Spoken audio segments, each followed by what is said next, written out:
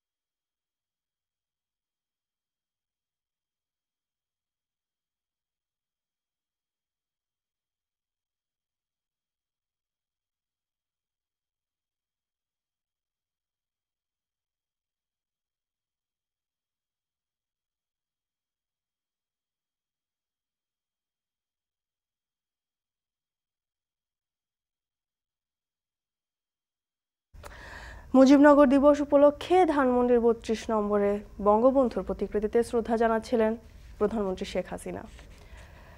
আমরা সরাসরি ছিলাম সেখানে। স্বাগত। এখন সকালের সঙ্গে আছে আমি জানসিন জুথিকা।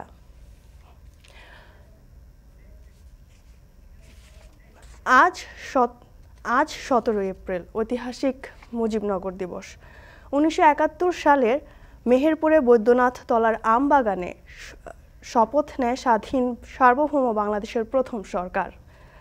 স্বাধীনতার ১৫ দিনের ব্যবধানে নতুন সরকার গঠন করা ছিল এক দুঃসাহসিক ঘটনা। দীর্ঘ ৯ মাস যুদ্ধ পরিচালনা এবং বিদেশে স্বাধীনতার পক্ষে জনমত গঠনে কাজ করে এ সরকার। হাসিব বিল্লার প্রতিবেদনে বিস্তারিত। বাংলাদেশের পশ্চিমের এক আমবাগান, ভারত সীমান্ত থেকে দূরত্ব মাত্র ৩০০ গজ। মেহেরপুরের বৈদ্যনাথ তলার এই জায়গাটি ৫৩ বছর আগের ইতিহাসের এক বাকবদলের সাক্ষী। সাক্ষী বাংলাদেশের বুকে নতুন এক মুজিবনগর জন্ম নেয়।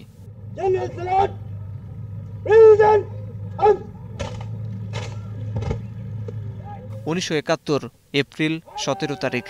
দেশজুড়ে যখন মুক্তির জন্য মরণযুদ্ধ, তখন অখ্যাত এ আমবাগান হঠাৎই সরগরম।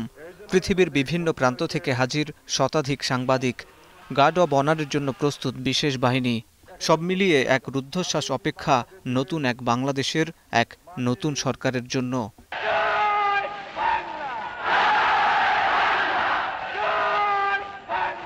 খুব বেশি আড়ম্বরপূর্ণ ছিল না সে আয়োজন, তবে উৎসাহের ছিল না কোনো কমতি। একে একে ঘোষণা হলো নতুন সরকারের কাঠামো। রাষ্ট্রপতি শেখ মুজিবুর রহমান, তার অনুপস্থিতিতে সৈয়দ নজরুল ইসলাম ভারপ্রাপ্ত রাষ্ট্রপতি, প্রধানমন্ত্রী তাজউদ্দিন আহমদ।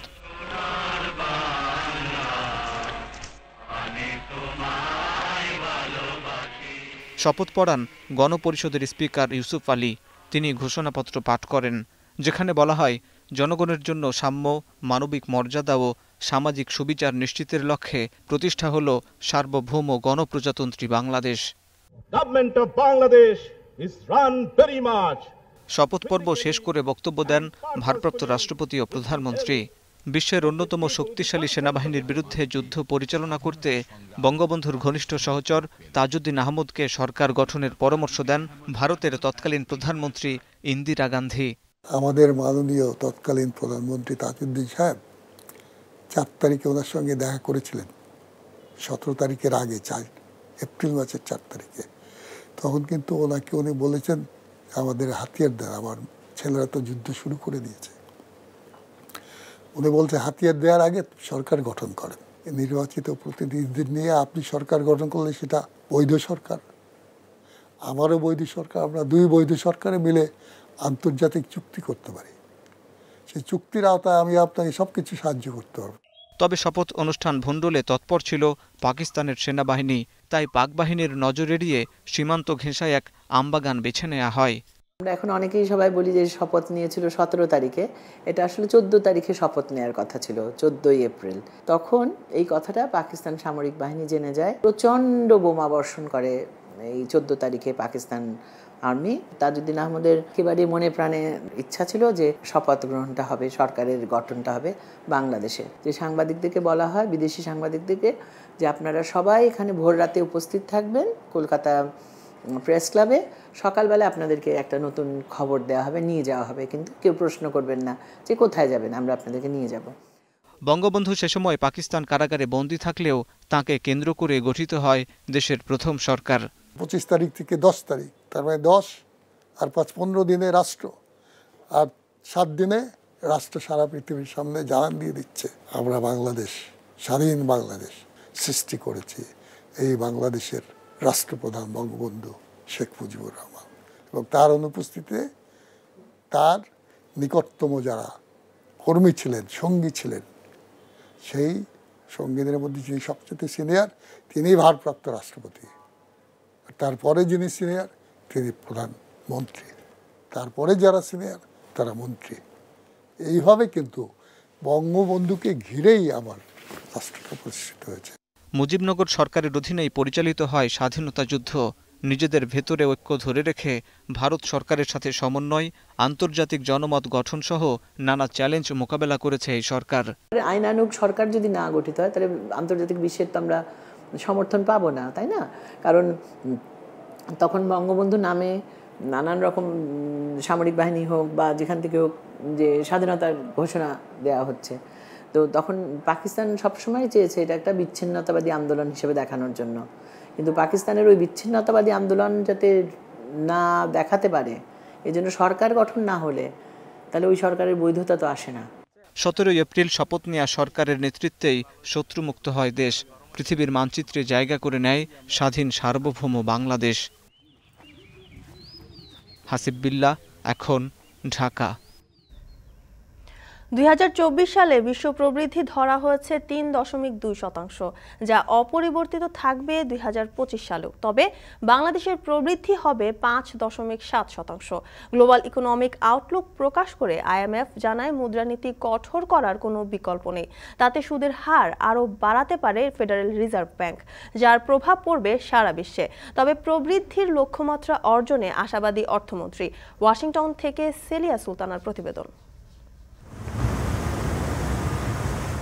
2018 সালের পর 2022 সালের মার্চে প্রথমবারের মতো নীতি সুদের হার বাড়ায় ফেডারেল রিজার্ভ। ফেডারেল রিজার্ভের চেয়ারম্যান জেরোম পাওয়েল আভাস দেন, মূল্যস্ফীতি না কমলে চরম মূল্য দিতে হবে। সে পূর্বাভাসে ডলারের দাম বাড়ে আকাশচুম্বী।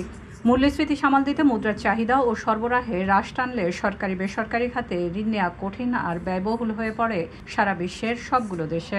2024 সালেও মূল্যস্ফীতি সামাল দিতে মুদ্রানীতি আরও কঠোর করার পক্ষে IMF। তাতে 2025 সালে মূল্যস্ফীতি 4.5% নামবে বলে পূর্বাভাস আন্তর্জাতিক মুদ্রা তহবিলের। সব মিলে ডলারের একচেটিয়া প্রভাবের কারণে এর প্রভাব পড়বে বিশ্ব অর্থনীতিতে, বিশেষ করে উন্নয়নশীল দেশগুলোতে। In the global economy, there would be higher inflation, there would be lower output, and roughly the estimates we have for a sustained increase in oil prices by about 15% would be an increase in inflation globally of about 0.7%. 0.4% in 23 to 0.8% in 24. And then as we go into 2025, we expect that monetary policy will start easing. IMF ও বিশ্বব্যাংকের 2024 সালের বসন্তকালীন আলোচনার দ্বিতীয় দিনে world economic Outlook জানায় IMF, যেখানে 2024 সালে বিশ্ব প্রবৃদ্ধি ধরা হয়েছে 3.2%, অপরিবর্তিত থাকবে 2025 সালেও। আর দক্ষিণ এশিয়ার প্রবৃদ্ধি ধরা হয়েছে 6.5% এবং বাংলাদেশের 5.7% অর্জন থাকবে বিশ্ব অর্থনীতির প্রবৃদ্ধিতে। Particular any central bank financing of the government, which was one of the factors that was leading to very elevated inflation numbers in previous years. And so that is already showing its effects. We see this sharp decline in month on month in inflation. And so the progress so far has been really impressive. IMF world ব্যাংকের বসন্তকালীন এই আলোচনায় অর্থমন্ত্রীর নেতৃত্বে অংশ নিয়েছেন বাংলাদেশের 10 সদস্যের প্রতিনিধি দল। প্রবৃদ্ধির লক্ষ্য অর্জনে শিগগিরই দেশের মানুষ সরকারের পরিকল্পনা ও কার্যক্রমের সুফল পাবে বলে আশাবাদ অর্থমন্ত্রীর। কিন্তু স্টিল ভালো, খুবই ভালো, আমরা খুবই হ্যাপি। ইয়ে করছি না আমরা, ওই যে যেভাবে নিচে যাচ্ছিল সেখান থেকে তো উঠে এসছি। আমি তো বলেছি যে আমরা আমরা রিকভার করছি। বিশ্ব অর্থনীতির পরিস্থিতি নিয়ে নানা প্রশ্নের জবাবে IMF জানায়, অর্থনীতির এই পুনরুত্থানের প্রক্রিয়ায় যেসব প্রতিষ্ঠান দুর্বল হয়ে পড়েছে তারা একীভূত হয়ে কাজ করার সুযোগ রয়েছে।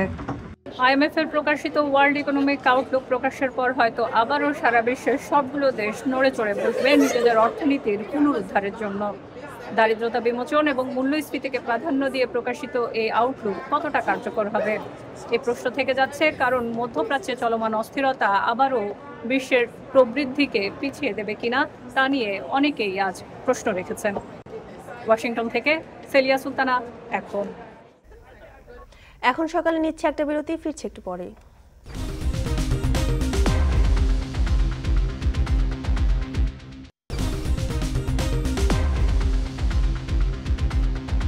বিরতির পর ফিরে এলাম, আপনারা দেখছেন এখন সকাল।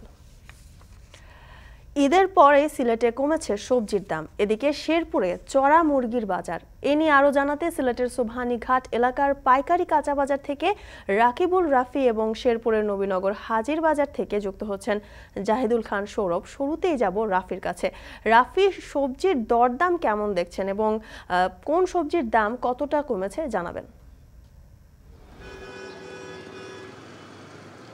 জ্যোতিকা, আপনি জানেন যে রমজানের শুরুতেই কিন্তু একরকম চিত্র দেখা গিয়েছে এই সোবহানীঘাট এলাকার পাইকারি কাঁচা বাজারে, এবং ঈদ এবং বৈশাখের পরবর্তী যে ছুটি আছে, ছুটির পরে কিন্তু যারা ব্যাপারী আছে, সবজির ব্যাপারী এবং পাইকারি বিক্রেতারা যারা আছে তারা কিন্তু সিলেট নগরীতে ফিরছেন এবং সরবরাহও কিন্তু সবজির বেশ ভালোই আছে আমরা এখানে দেখেছি এসে। এবং রমজানের যে চিত্র এবং ঈদ এবং বৈশাখের পরে যে চিত্র, এটা কিন্তু মুদ্রার এপিটোপিটি বলা যায়, কারণ রমজানে বেশ চওড়া ছিল দাম এবং শেষের দিকে এসে দামটা কিছুটা কমে গিয়েছে।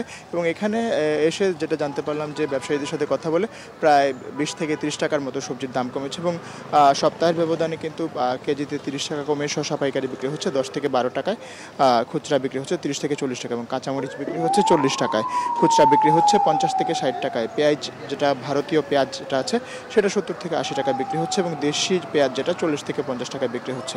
লাউ বিক্রি হচ্ছে 45 টাকায়, শিম মানভেদে কেজি প্রতি বিক্রি হচ্ছে 30 টাকায়, খুচরায় বিক্রি হচ্ছে 60 থেকে 70 টাকায়। আলুর দাম কিছুটা কমেছে, সিলেটে বিক্রি হচ্ছে 24 টাকায় পাইকারিতে এবং গাজর বিক্রি হচ্ছে 32 টাকায়, টমেটো বিক্রি হচ্ছে 20 থেকে 30 টাকায় পাইকারিতে এবং বেগুন বিক্রি হচ্ছে 50 টাকায়, যেটা খুচরাতে বিক্রি হচ্ছে 60 থেকে 80 টাকায়, পেঁপে বিক্রি হচ্ছে 40 টাকায়। তো মোটামুটি বলা চলে যে বেশ ভালোই আছে দামটি এবং মোটামুটি যারা ক্রেতারা আছেন তারা বলেছেন যে তাদের বাজার ভীতিটাও কমে গিয়েছে এবং পাইকারি বিক্রেতা এবং ব্যাপারীরা যারা আছেন তারা কিন্তু সিলেট নগরীতে ফিরে এসে ভালোই ব্যবসা করছেন সবজি নিয়ে। তো মোটামুটি বলা চলে যে দাম নিয়ন্ত্রণে আছে এবং ব্যবসায়ীরাও খুশি, এখানে যারা ভোক্তা পর্যায়ে আছে তারাও সন্তুষ্ট আছেন। তো এই ছিল আমার কাছে নগরীর সোবহানীঘাট এলাকার পাইকারি বাজার থেকে সর্বশেষ। জ্যোতিকা, ধন্যবাদ রাফি। এবার চলে যেতে চাই শেরপুরে, সেখানে আছেন আমাদের আরেকজন সহকর্মী সৌরভ। মুরগির দাম কতটা বেড়েছে, পাশাপাশি জানতে চাই দাম বৃদ্ধির কারণ নিয়ে ব্যবসায়ীরা কি বলছেন। জ্যোতিকা, বেশ কয়েকদিন থেকে কিন্তু অস্থির মুরগির বাজার। যদি আমি আজকের বাজার দরটা জানাই তাহলে কিন্তু দেশি মুরগির দাম যেখানে ছিল 540 টাকা, সেটি কিন্তু আজকের বাজারে কেজিতে 60 টাকা বৃদ্ধি পেয়ে 600 টাকা কেজি ধরে বিক্রি হচ্ছে। পাশাপাশি সোনালী এবং কক মুরগির দামও কিন্তু বেড়েছে কেজিতে 30 টাকা, যেটি গত কয়েকদিন আগে ছিল 320 টাকা কেজি ধরে, সেটি কিন্তু আজকের বাজারে 350 টাকা কেজি ধরে বিক্রি হচ্ছে। এছাড়াও বেড়েছে সোনালী এবং হচ্ছে ব্রাউন, তারপর হচ্ছে ব্রয়লার মুরগি কিন্তু কেজিতে প্রায় 20 টাকা বেড়ে 220 টাকা থেকে 240 টাকা কেজি বিক্রি হচ্ছে। তো ঠিক কি কারণে দাম এভাবে ধারাবাহিকভাবে বেড়ে যাচ্ছে, তো এই বিষয়ে আমি বেশ কয়েকজন বিক্রেতার সাথে কথা বলেছি। বিক্রেতারা আমাদেরকে জানিয়েছেন যে মূলত তারা যেসব খামারিদের কাছ থেকে মুরগি কিনে আনছে তারাই মূলত এই দামটা বাড়িয়ে দিচ্ছে। তো এই বিষয়ে আমি বেশ কয়েকজন খামারির সাথে কথা বলেছি। খামারিরা আমাদেরকে জানিয়েছেন যে মূলত হচ্ছে মুরগির লালন পালন করতে যেসব প্যাকেট জাতীয় খাবার ব্যবহার করা হয়, এছাড়া মুরগির রোগবালা থেকে বাঁচতে যে সকল প্রতিষেধক ব্যবহার করা হয় সে সকল সবকিছু দাম কিন্তু বাড়তি। আর এর দাম কিন্তু প্রভাব খুচরা এবং পাইকারি পর্যায়ে পড়েছে। তো এই বিষয়ে বিক্রেতারা বলছে যে যদি খামারের দাম কমিয়ে রাখে তাহলে হয়তো মুরগির দাম খুচরা পর্যায়ে কিছুটা কমতে পারে। তো এই বিষয়ে ক্রেতারা বলছে যে বিশেষ দিনগুলিতে কিন্তু মুরগির দাম বাড়তি থাকছে। তো ক্রেতারা বলছেন যে যদি বাজার নিয়মিত মনিটরিং করা হয় তাহলে হয়তো কিছুটা দাম নাগালের মধ্যে থাকবে। তো খামারিরা বলছেন যে মূলত বিভিন্ন যেসব মুরগি খাবার ব্যবহার করা হয়, যেমন প্যাকেট জাতীয় খাবারের মধ্যে রয়েছে দানাদার খাবার, প্যাকেট জাতীয় খাবার এবং যে প্রতিষেধক রয়েছে মুরগির রোগবালাই থেকে বাঁচতে, তো মূলত এইগুলির কারণে কিন্তু মূলত এই দামগুলি কিন্তু বাড়ছে। তো জ্যোতিকে এই ছিল শেরপুর থেকে মুরগির বাজার সর্বশেষ আমার কাছে। সিলেট এবং শেরপুর থেকে সবজির বাজার এবং মুরগির দরদাম জানাচ্ছিলেন আমাদের সহকর্মীরা। এখন সকালে নিচ্ছে আরেকটা বিরতি, ফিরছি একটু পরেই।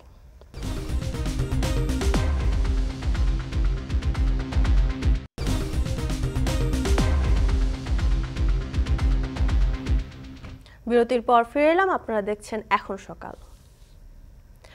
ভারতে হতে যাচ্ছে বিশ্বের সবচেয়ে বড় গণতান্ত্রিক নির্বাচন। দেশটির 18তম লোকসভা নির্বাচন 19 এপ্রিল থেকে শুরু হয়ে চলবে 1.5 মাস। নির্বাচনে 543টি আসনের বিপরীতে লড়ছেন 8,000-এর বেশি প্রার্থী। ভোটার সংখ্যা প্রায় 97 কোটি। ভারতের নির্বাচন নিয়ে আরও জানাচ্ছেন তানভীর জনি।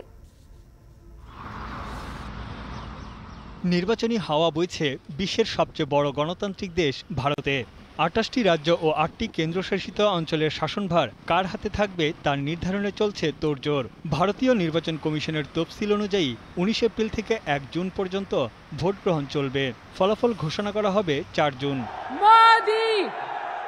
বর্তমান সরকারের মেয়াদ শেষ হবে 17 জুন। তাই নতুন সরকার গঠনের প্রক্রিয়া শেষ করতে হবে 16 জুনের মধ্যে। পশ্চিমবঙ্গ, বিহার ও উত্তরপ্রদেশ এই 3 রাজ্যে ভোট হবে 7 দফায়।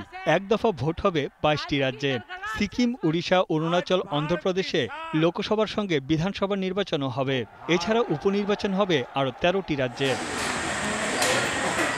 উচ্চকক্ষ রাজ্যসভা ও নিম্নকক্ষ লোকসভা নিয়ে ভারতের সংসদীয় ব্যবস্থা গঠিত। জনগণের সরাসরি ভোটে নির্বাচিত হন লোকসভার সদস্যরা।